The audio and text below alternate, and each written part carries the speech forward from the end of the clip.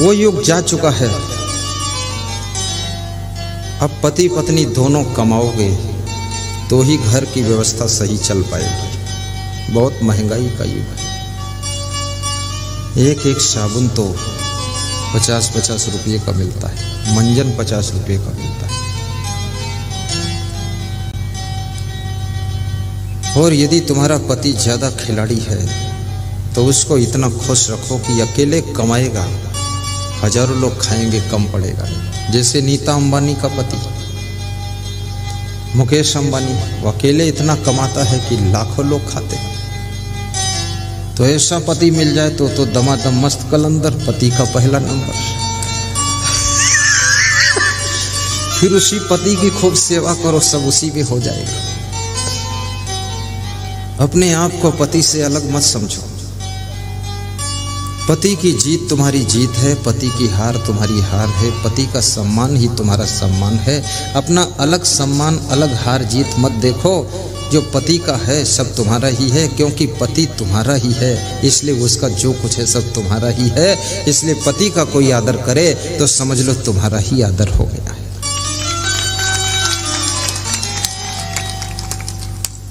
शायद बंद।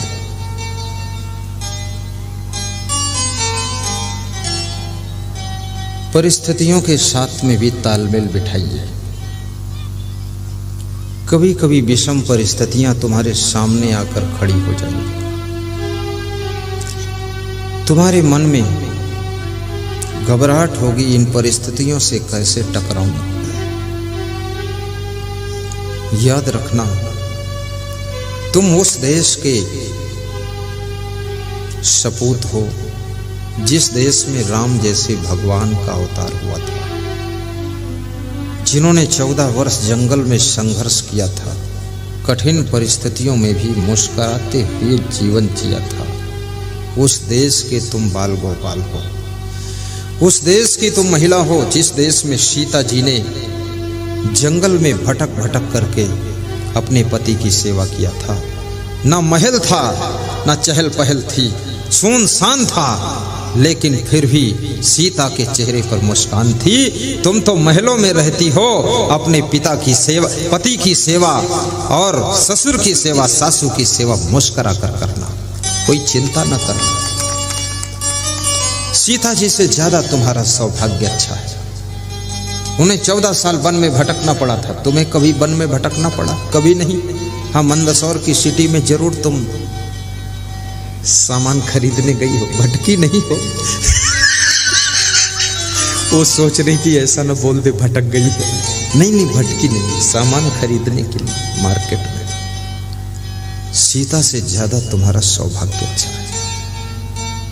और तुम्हारे पति के अंदर राम के गुण भी है, और तुम्हारी पत्नी के अंदर सीता के गुण भी है। राम और सीता की कहानी लिखने वाले तुलसीदास से तुम्हारी कहानी कोई लिखने वाला नहीं, लेकिन तुम्हारी कहानी करीब करीब हम बहुत कुछ जानते हैं। इसलिए लिख तो हम भी नहीं सकते हैं, पर माइक में बोल सकते हैं। आप जैसे पति पत्नियों को व्यास गादी धन्यवाद दे रही है, शुभकामना कर रही है।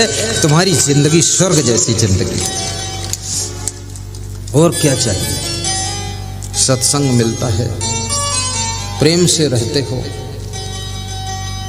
घर भी सुंदर बनता चला जा रहा है, उन्नति भी हो रही है, गुरुदेव की भक्ति भी बढ़ रही है।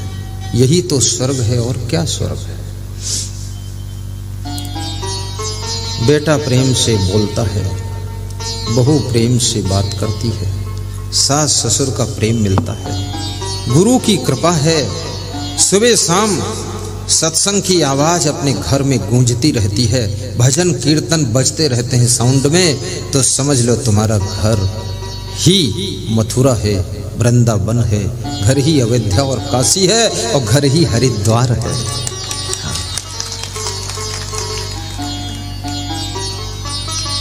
हमेशा खुश रहा करो। ये गुरु जी की बातों को ध्यान में भी रखा। अपने परिवार से भी प्रेम करना। तुम ही छोटे बन जाना, गम खा लेना, बड़े होने का अहंकार न रखना। परिवार के सभी सदस्यों को प्रेम की डोरी में बांध कर रखना, क्योंकि जहाँ प्रेम होता है वहाँ कलह कलेश का अंत हो जाता है।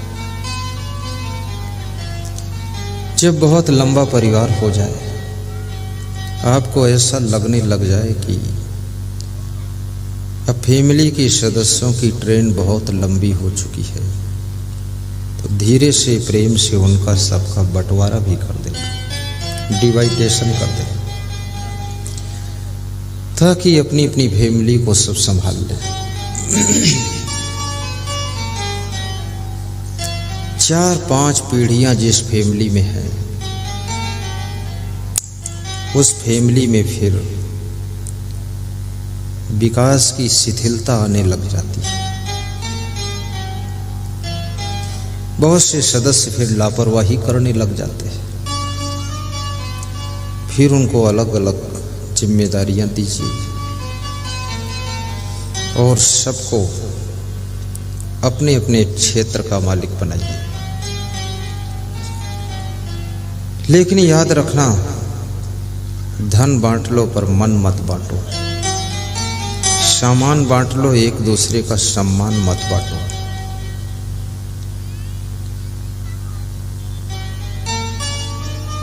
और यदि चाहते हो कि हमारे घर में सुमत रहे और प्रेम रहे, इसके लिए सत्संग रोज सुनो। इसमें ऐसे कितने श्रोता हैं रोज सत्संग सुनते हैं? हाथ ऊपर उठाकर बता दे। दोनों हाथ उठाइए जो रोज सत्संग सुनते हैं। वेरी गुड, नीचे कर। जैसे शरीर के लिए रोज भोजन जरूरी है, ऐसे आत्म शांति के लिए रोज सत्संग जरूरी है।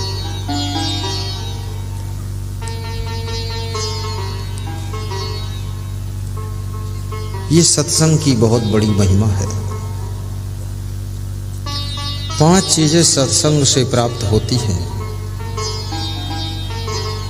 रामायण में तुलसीदास ने लिखा है, मति कीरति गति भूति भलाई, जब जेहि जतन जहाँ जेहि पाई, सो जानहु सतसंग प्रभाऊ, लोकहु वेद न आनु पाऊ। मति यानी सद्बुद्धि, सद्बुद्धि यानी सुमति, ये सत्संग से मिलती है। जिनको बहुत क्रोध आता था, सत्संग सुनते सुनते अब उनको करुणा आने लगी।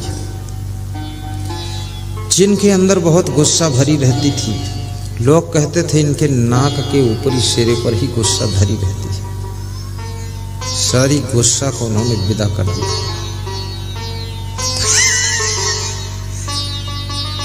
बड़ी सहन शक्ति आ गई। अब लोग कहने लगे हैं कि अब काफी चेंज हो गए। जिनके अंदर पहले बहुत लालच रहता था, छोटी छोटी चीजों का लालच, अब बहुत बड़ा त्याग आ गया है। हंसना स्वास्थ्य के लिए बहुत लाभदायक है। कहां तक चिंता करोगे संसार में? ज्यादा चिंता करोगे पैरालिसिस हो जाएगी। बहुत ज्यादा चिंता करोगे बीपी हाई हो जाएगा। बहुत ज्यादा सोचोगे तो हार्ट अटैक हो जाएगा। आखिर मर जाने से तो बेहतर है हंस लेना। और हंसने से शुगर भी कम होती है, और हंसने से बीपी नॉर्मल हो जाता है, और हंसने से हार्ट भी कंप्लीट काम करता है, और हंसने से पैरालिसिस भी नहीं होता है। इसलिए हंसने में कुछ खर्च होता नहीं है। गुरुदेव के सत्संग में हंस लिया करो, बीमारियां भी दूर हो जाएंगी।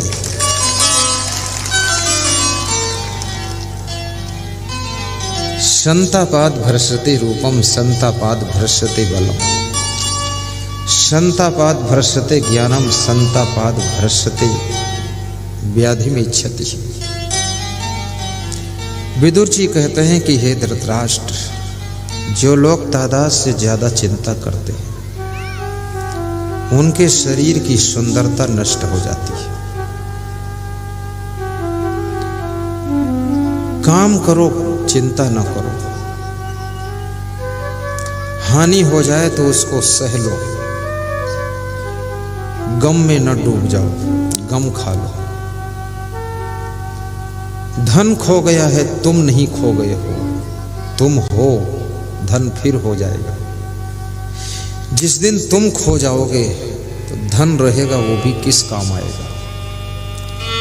इसलिए बिजनेस में कभी हानि हो जाए, रोया जैसा चेहरा बनाकर मत बैठना। ये सोच लेना, ये तो क्रिकेट का मैच है, कभी हार कभी जीत। क्रिकेट खेलने वाली दोनों पालियां हारने और जीतने के बाद गले मिल लेते हैं कि कोई बात नहीं। हार को भी अपने जीवन की बहार बनाओ। और बाहर की हार असली हार नहीं है, भीतर से जब तुम्हारा मन हार जाता है वो असली हार होती है। इसलिए जिंदगी ऐसे जियो, हर दिन त्योहार जैसा हो, हर सवेरा नई बहार के साथ में प्रवेश हो। और जीवन में खुशियों के फूल खिले रहे। दुकान पर बैठो तो ऐसे बैठो जैसे मंदिर में बैठे हो, मुस्कुरा कर बैठिए, मुरझाया हुआ चेहरा मत रखिए। जब सोने के लिए बिस्तर पर जाइए तो गुरु का नाम लेकर गहरी नींद सो जाइए। और सोने का तरीका भी सीखिए, टेढ़ी मेढ़ी टांगे मत करिए।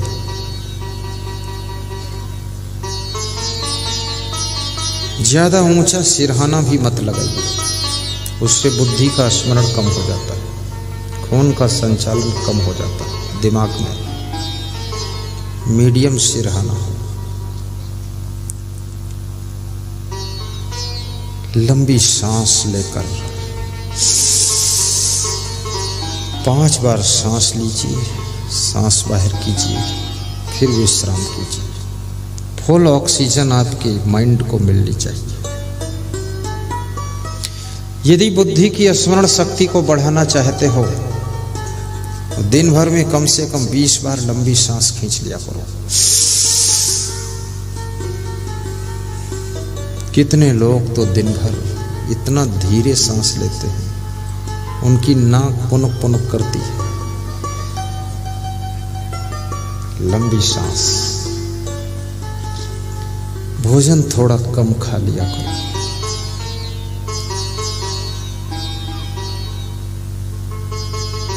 आलस्य बिल्कुल मत कीजिए।